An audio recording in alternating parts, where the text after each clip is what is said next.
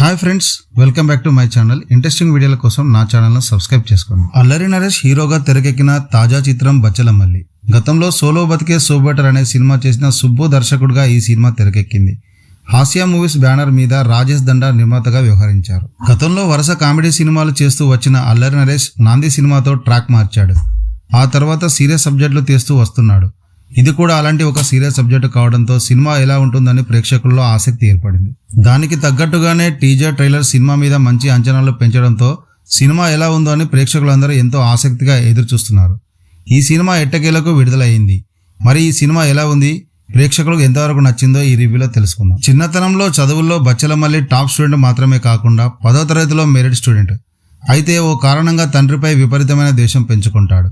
తన తల్లికి తండ్రి చేసిన అన్యాయానికి మానసికంగా చెలించిపోవడమే కాకుండా వీధి రౌడీగా మారిపోతాడు.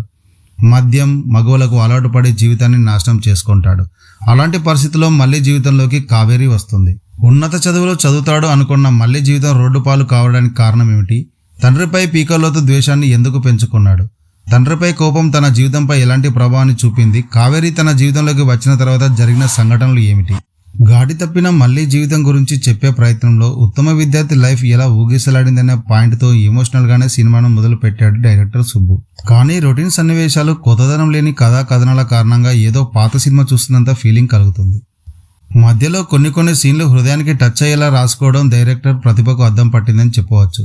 రకరకాల ఎమోషన్స్తో ప్రీ క్లైమాక్స్ వరకు కథను లాగినట్టుగా అనిపించిన చివరి 20 నిమిషాల్లో స్టోరీని గ్రిప్పింగ్ గా, ఎమోషనల్ గా గుండెను పిండేలా చేశాడు దర్శకుడు. ఓవరాల్ గా సినిమా ప్రేక్షకులను మెప్పించిందనే చెప్పవచ్చు.